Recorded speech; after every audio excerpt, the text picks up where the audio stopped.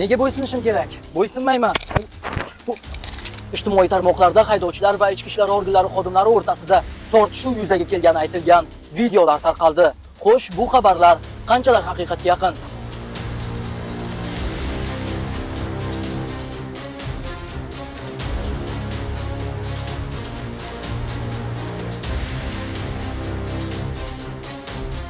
Videolardan ko'rinadiki, 2 nafar shaxs Cobalt rusumli avtomashinaning orqa o'rindig'ida ichki ishlar organlari xodimlarining qonuniy talabiga bo'ysunmaydi. Aniqlanishicha, bu haydovchilar aka-ukalar bo'lgan. Shu yo'lda kelayotgandim, ichki ishlar xodimlariga bo'ysunmasdan qochdim.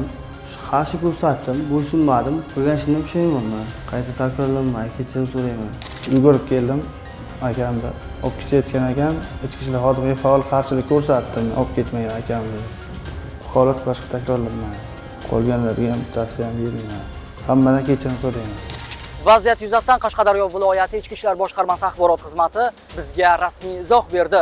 Jinoyat ishlari bo'yicha G'uzor tuman sudi tomonidan ma'muriy ish ko'rib chiqilib, fuqarolar O'zbekiston Respublikasi ma'muriy javobgarlik to'g'risidagi kodeksning 194-moddasi 1-qismi va 195-moddasida nazarda tutilgan huquqbuzarliklarni sodir etgan deb topilib, bazaviy hisoblash miqdorining 7 baravari hamda 3 sutkagacha ma'muriy qamoq jazosi tayinlandi. Hurmatli haydovchilar, yo'llarda xizmat o'tayotgan xodimlar qonuniy talabiga bo'ysuning. Janjal chiqarish, murosasizlik qilish oqibati yuqoridagi kabi yakun topishi mumkinligini unutmang.